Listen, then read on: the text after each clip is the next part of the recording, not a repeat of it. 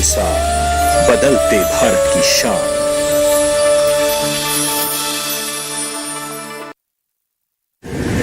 माँ कब आएगा? अभी आएगा। अरे बोलो ना माँ, कब आएगा? बोला ना, अभी आ जाएगा। ये ले, आ गया कुआं। अरे कुआं नहीं माँ, हमारे घर नल से जल कब आएगा? नल से जल? अरे गुड्डी, बहुत जल्दी आएगा पानी। जल जीवन मिशन आ चुका है। हम 1 कदम उठाएंगे तो सरकार 10 कदम उठाएगी। सच? तुम्हारे मुंह में घी शक्कर। घी शक्कर नहीं माँ, स्वच्छ जल। 2024 तक देश के सभी 19 करोड़ घरों में पहुंचेगा पीने का साफ पानी। अब होगा हर घर जल। जल जीवन मिशन, जल शक्ति मंत्रालय, भारत सरकार।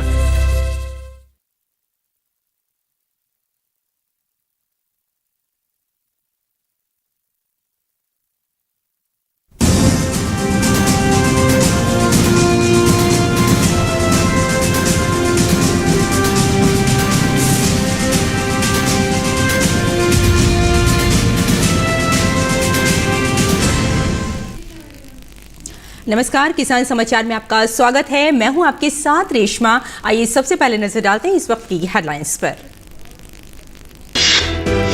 केंद्रीय कृषि तथा किसान कल्याण मंत्रालय और अमेरिका के कृषि विभाग ने दो कृषि उपज को एक दूसरे के बाजार में पहुंच देने के लिए एक प्रारूप समझौते पर किए हस्ताक्षर।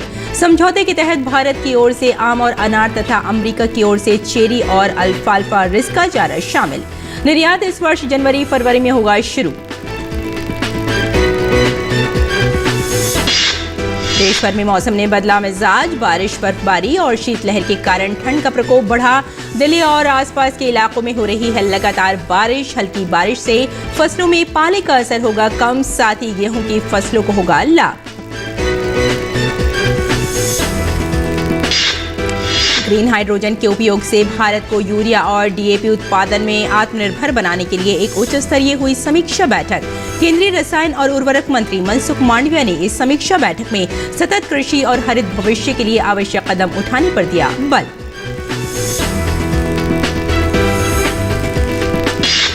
हाइब्रिड बीज के स्थान पर देसी बीजों के उत्पादन को बढ़ावा। अनूपपुर के सेवकराम मरावी संरक्षित कर रहे हैं पारंपरिक फसलों के देसी बीज।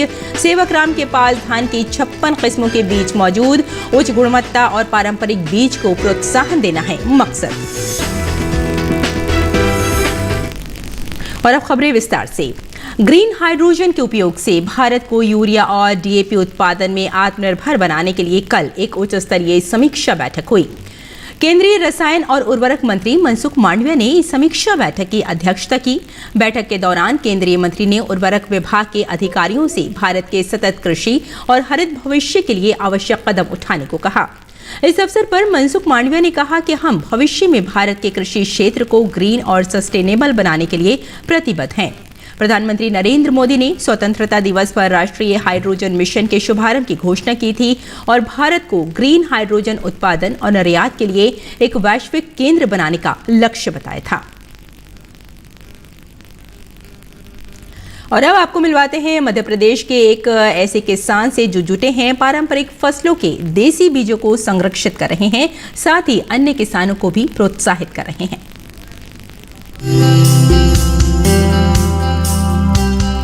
अनूपपुर के पुष्पराजगढ़ ब्लॉक के बीजापुरी गांव के सेवकराम मरावी पारंपरिक फसलों के देसी बीज संरक्षित कर रहे हैं। उनके पास धान की करीब 56 किस्मों के बीज हैं। इसी प्रकार कोदो के भी अनेक प्रकार के बीज सेवकराम के पास उपलब्ध हैं। यही नहीं, पारंपरिक देसी सब्जियों और मसालों के मूल बीज भी सेवकराम के खजाने में मौजूद हैं। देसी फसलों के प्रति जागरूक किसान सेवकराम को इन बीजों के औषधीय गुणों की भी जानकारी है। उनके मुताबिक डायबिटीज, एनीमिया, रक्तचाप और शारीरिक कमजोरी का इलाज इन पारंपरिक देसी खाद्य बीजों में छुपा है। इन बीजों में इतना औषधीय गुण है, इसलिए खाकर आज स्वस्थ रहे। आज भी हमारे बीच में है सियान, वो देसी बीज खाते हैं, अनाज खाते हैं, तो वो आजकल बहुत कम बीमार पड़ते हैं। और जो हाइब्रिड बीज जो सेवन करते हैं अनाज का, वो बहुत जल्दी बीमार पड़ते हैं। इसलिए इन देसी बीजों को मैंने संरक्षण करने का काम शुरू किया। सेवकराम अनूपपुर जिले के बीजापुरी गांव में रहकर अपना काम पूरी लगन से कर रहे हैं। ग्राम पंचायत ने उन्हें 1.5 एकड़ जमीन उपलब्ध कराई है, जहां सेवकराम देसी बीजों का उत्पादन कर किसानों को मुफ्त बीज उपलब्ध करा रहे हैं। साथ ही हाइब्रिड बीजों के स्थान पर देसी बीजों की खेती को प्रोत्साहित करते हैं। चर्चा में आए कि हमें देसी बीज का हम कैसे संरक्षण किया जाए, और संरक्षण के दौरान उन्हें एक समिति बनाई, और समिति बनाने के माध्यम से एक यहाँ पर एक बीज बैंक के नाम से यहाँ पर रखा जाए, जिससे लोगों को जानकारी मिले कि हम एक जो लुप्त हो रहे हैं बीज उनको सुरक्षित किया जाए, इस पर काम कर रहे हैं। अभी बीज संरक्षण के लिए मैंने ग्राम पंचायत से 1.5 एकड़ ज़मीन उपलब्ध कराया है, और यहाँ पर उपलब्ध कराने के बाद अब वहाँ अगले साल से आने वाले समय से संरक्षण बीज के लिए उत्पादन करवाएंगे वहाँ और सुरक्षित कराएंगे। पारंपरिक फसलों के देसी बीजों से अवगत करा रहे सेवकराम इलाके के किसानों को इन बीजों के लाभ और औषधीय गुणों से अवगत कराने का महत्वपूर्ण काम कर रहे हैं। आधुनिक खेती के इस दौर में उम्मीद है कि सेवकराम की पहल किसानों को नवाचार के लिए प्रेरित करेगी। गुड न्यूज जज्बा इंडिया के लिए अनूपपुर से अजीत मिश्रा की रिपोर्ट। और केंद्रीय कृषि तथा किसान कल्याण मंत्रालय और अमेरिका के कृषि विभाग ने दो कृषि उपज को एक दूसरे के बाजार में पहुंच देने के लिए एक प्रारूप समझौते पर हस्ताक्षर किए हैं। इस समझौते में भारत की ओर से आम और अनार तथा अमेरिका की ओर से चेरी और अल्फाल्फा रिस्का चारा शामिल है। वाणिज्य मंत्रालय ने कहा कि आम और अनार का निर्यात इस वर्ष जनवरी-फरवरी में शुरू हो जाएगा। अमेरिका की ओर से रिज्का और चेरी का आयात अप्रैल में शुरू होगा।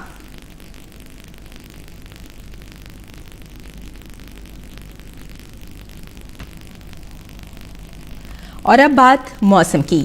पहाड़ी इलाकों में बर्फबारी से मैदानी क्षेत्रों में कड़ाके की ठंड का सिलसिला बना हुआ है। दिल्ली में तो बारिश ने रिकॉर्ड तोड़ ही दिया है। 63 सालों के दौरान ये दूसरी बार है कि एक दिन में रिकॉर्ड 47.6 मिलीमीटर बारिश दर्ज की गई। एक नजर ठिठुरन वाली ठंड में पेश करते मौसम के मिजाज पर। देश भर में कड़ाके की ठंड बढ़ती जा रही है। बारिश, बर्फबारी और शीतलहर से तापमान में लगातार गिरावट दर्ज की जा रही है। दिल्ली एनसीआर में देर रात से तेज हवा के साथ बारिश ने मौसम का मिजाज बिगाड़ दिया। ये बारिश पश्चिमी विक्षोभ की वजह से हुई है। जनवरी में बीते 63 सालों में ये दूसरी बार है कि जब एक दिन में रिकॉर्ड बारिश दर्ज की गई है। दिल्ली में 47.6 मिलीमीटर बारिश दर्ज की गई है, जो कि 1995 के बाद एक दिन में हुई बारिश के बाद रिकॉर्ड है। देश की राजधानी दिल्ली में बारिश के कारण प्रहलादपुर इलाके में अंडरपास के नीचे जल जमाव हो गया। ऐसे ही हालात मंडौली में भी देखने को मिले, जहां जल भराव के कारण लोगों को दिक्कतों का सामना करना पड़ा। पहले आया था देखने के लिए क्या पोजीशन है, मैं गाड़ी देखा, फिर क्रेन ले आया तो क्रेन इधर से नहीं आई, सरिता बिहार घूम कर आए। जम्मू कश्मीर के शोपियान में भी भारी बर्फबारी के बाद बर्फ की मोटी परत जम गई। वहीं भारी हिमपात के बाद बनिहाल में राष्ट्रीय राजमार्ग बाधित हो गया। जम्मू कश्मीर के श्रीनगर में बर्फबारी के कारण तापमान में गिरावट देखी गई है। राष्ट्रीय राजमार्ग पर भारी बारिश और बर्फबारी के चलते वाहनों की आवाजाही बंद हो गई है। कटरा स्थित माता वैष्णो देवी धाम में भी बर्फबारी हुई है। बर्फबारी के चलते हेलीकॉप्टर सेवाओं सहित अन्य सेवाओं को निलंबित कर दिया गया है। फिलहाल यात्रा को जारी रखा गया है। जम्मू कश्मीर के कुपवाड़ा में भी भारी बर्फबारी देखने को मिली। हिमाचल प्रदेश के कई इलाकों में बर्फबारी के बाद से वहां पर्यटक मौसम के बदले मिजाज का मजा ले रहे हैं, लेकिन सामान्य जनजीवन प्रभावित हुआ है। बहुत एंजॉय करा है ऐसी बर्फ, मतलब फर्स्ट टाइम ही देखी है मैंने। स्नो पड़ी तो देखी, लेकिन स्नोफॉल बहुत बढ़िया थी। स्नोफॉल मैंने पहली बार ही देखी है। हमने सुना ही था कि कश्मीर एक जन्नत है, लेकिन यहाँ आके देखा है वाकई में जन्नत है कश्मीर। और स्नो को देख के तो दिल खुश हो गया।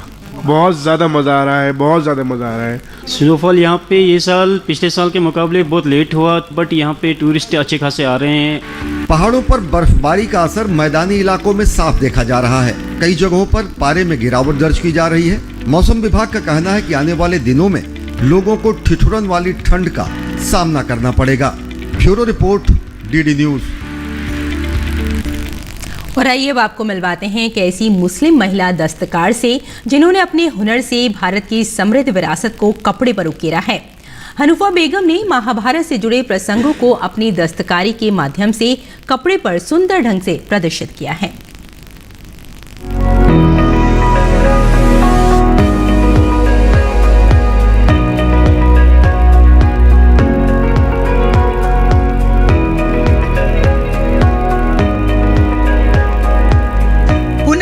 जो इन कारीगरों के लिए अपना हुनर दिखाने का बेहतरीन माध्यम है, लेकिन कभी कभी इन हुनर हाट में हम देखते हैं कि कुछ कारीगर अपने ऐसे बेहतरीन नमूनों को लेकर आते हैं जिन्हें देखकर लोग वाकई हैरत में पड़ जाएं। यहाँ पर एक दस्तकारी मेरे सामने इस वक्त मौजूद है। यहाँ पर हनूफा बेगम मेरे साथ हैं जिन्होंने ये एक कुरुक्षेत्र की पूरी जंग को दस्तकारी के जरिए इसको बेहद खूबसूरत तरीके से यहाँ पर उभारा है। कितना वक्त लगा इसको बनाने में? ये बनाने में मैम 3 साल लगा है। बहुत मेहनत काम है। ये जो तस्वीर ये बनाया ये मेरा बेटी बनाई है, और ये काम जो कांथा वर्क का जो काम है मेरा बीवी की है। ये बहुत बारीकी से किया है। ये जो सफ़ेद जगह दिख रहा है यहाँ भी काम है, और इसका कलर कॉम्बिनेशन मेरा बीवी की है और सब कुछ की है।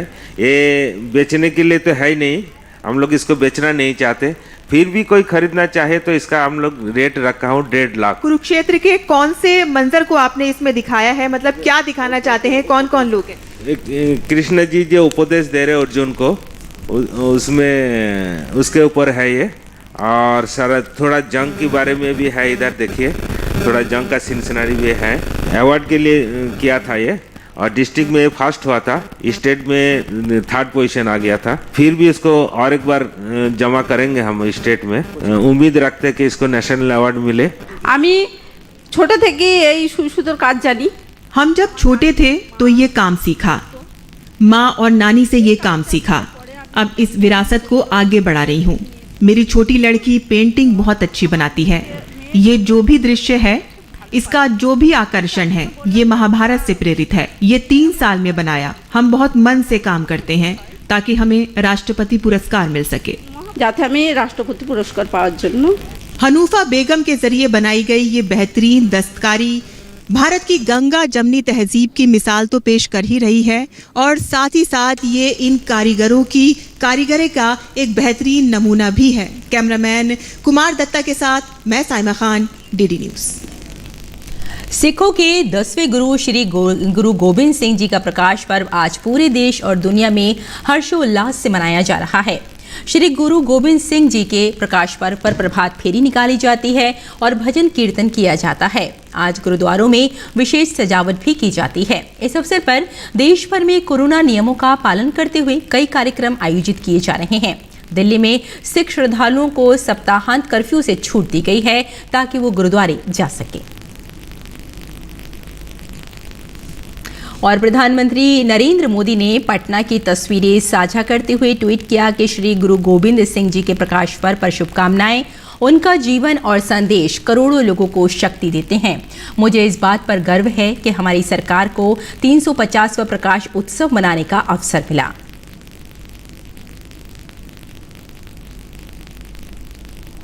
और सागर जिले के एक ग्रामीण ने पर्यावरण सरोकारों के प्रति अपनी लगन और समर्पण भाव से काम करते हुए बंजर जमीन की तस्वीर बदल दी है। नौरादेही अभयारण्य से सटे माने गांव और डुंगरिया में स्थानीय लोगों के प्रयासों से पथरीली जमीन हरे भरे जंगल में तब्दील हो गई है। कैसे, आइए देखते हैं।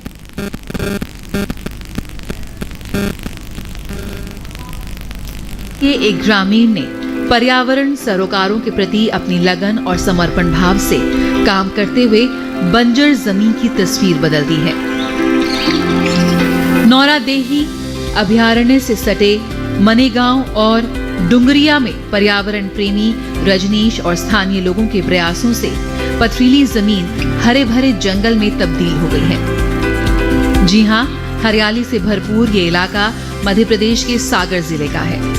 सागर जिले के नौरादेही अभयारण्य से सटे ये 2 गांव पहले कभी पथरीली जमीन से भरपूर थे। स्थानीय निवासियों ने अपने स्तर पर प्रयास शुरू किए और आज परिणाम सबके सामने है। नौरादेही अभयारण्य के सुरमय हरियाली के बीच बसा ये इलाका आज इन पर्यावरण संरक्षकों की मेहनत की कहानी खुद बयां कर रहा है।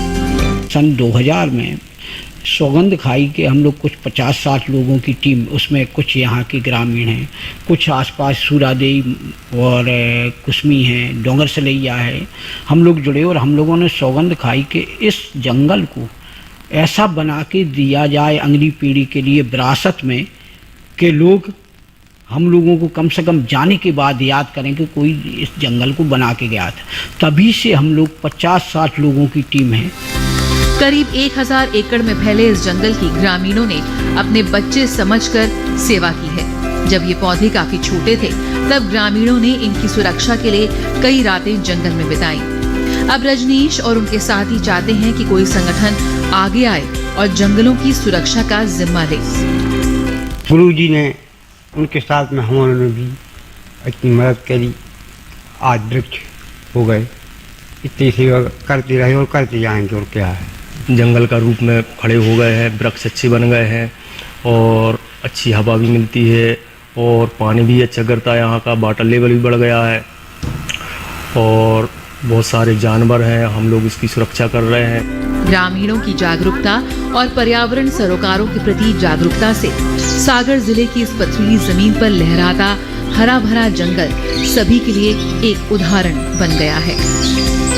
गुड न्यूज जज्बा इंडिया के लिए सागर से कृष्णकांत नागाइच की रिपोर्ट। और आइए देखते हैं कि देश भर की मंडियों का भाव क्या है।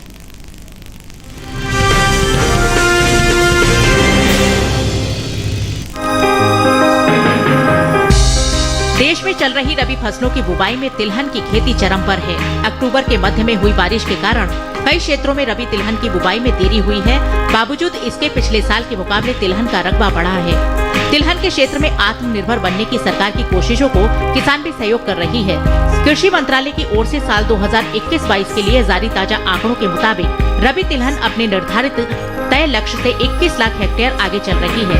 7 जनवरी तक कुल तिलहन की बुवाई 98,85,000 हेक्टेयर में हो चुकी है, जबकि बीते साल की समान अवधि के दौरान बुवाई का रकबा 81,66,000 हेक्टेयर ही रहा था।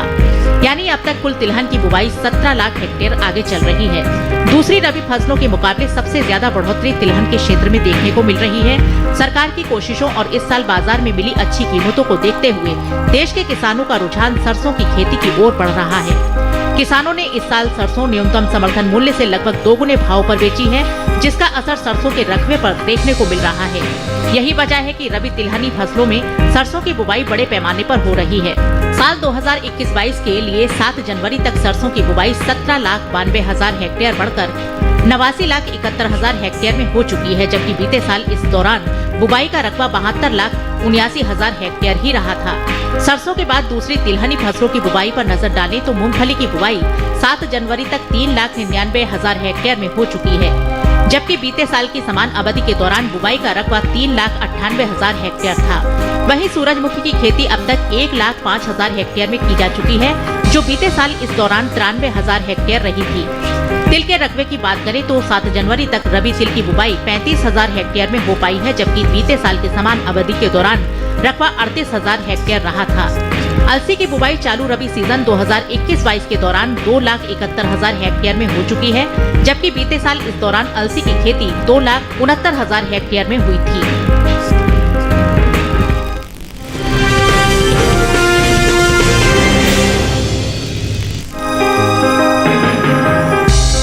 देश में खाद्य तेल के रूप में इस्तेमाल होने वाली फसलों में मूंगफली, सोयाबीन और सरसों प्रमुख तिलहन फसलें हैं। देश में कुल तिलहनी फसलों में सबसे ज्यादा सरसों की पैदावार होती है। सरसों का उत्पादन देश में दूसरे नंबर पर आता है। सरसों उत्तर भारत की एक प्रमुख तिलहन फसल है। देश के 5 प्रमुख सरसों उत्पादक राज्यों में राजस्थान का स्थान पहले नंबर पर है। राजस्थान में कुल सरसों उत्पादन में 46.06% भागीदारी है। इसके बाद हरियाणा, मध्य प्रदेश, उत्तर प्रदेश और पश्चिम बंगाल है। कुल तिलहन की पैदावार पर नजर डालें तो कृषि मंत्रालय की ओर से साल 2021-22 के लिए मुख्य खरीफ फसलों के पहले अग्रिम अनुमान को जारी किया गया है। घरेलू स्तर पर तिलहन की पैदावार में साल 2021-22 के दौरान बढ़ोतरी हो सकती है, जिसका असर कुल तिलहन के भाव पर पड़ सकता है। देश में कुल खरीफ तिलहन की उपज 23.39 मिलियन टन अनुमानित है, जो कि 20.42 मिलियन टन की औसतन तिलहन की पैदावार की तुलना में 2.96 मिलियन टन अधिक है। वहीं सोयाबीन एक खरीफ फसल है। भारत में सबसे ज्यादा सोयाबीन की पैदावार मध्य प्रदेश, महाराष्ट्र, राजस्थान और छत्तीसगढ़ में होती है। मध्य प्रदेश में सोयाबीन का उत्पादन 45%, जबकि महाराष्ट्र में 40% होता है। कृषि मंत्रालय की ओर से खरीफ फसलों के पहले अग्रिम अनुमान के मुताबिक साल 2021-22 के दौरान घरेलू स्तर पर सोयाबीन की उपज 12.72 मिलियन टन होने का अनुमान है। भारत चीन के बाद दूसरा सबसे बड़ा मूंगफली उत्पादक देश है। देश में इसका सबसे ज्यादा उत्पादन गुजरात में होता है। देश के कुल मूंगफली उत्पादन का लगभग 50% इसी राज्य से आता है। गुजरात में पिछले 2 सालों से उपज में भी लगातार खासी बढ़ोतरी हो रही है। वहीं भारत में विभिन्न प्रकार के तिलहन फसलों में लगभग 1/4 मूंगफली का हिस्सा है। मूंगफली की खली का उपयोग पशु आहार के रूप में भी होता है। वहीं मूंगफली की पैदावार में नजर डालें तो साल 2021-22 के दौरान घरेलू स्तर पर मूंगफली की अच्छी उपज हो सकती है। कृषि मंत्रालय की ओर से जारी पहले अग्रिम अनुमान के अनुसार मूंगफली की पैदावार साल 2020-21 के दौरान 95,35,000 टन रही थी, जबकि पिछले साल मूंगफली की उपज का आंकड़ा 83,69,000 टन रहा था।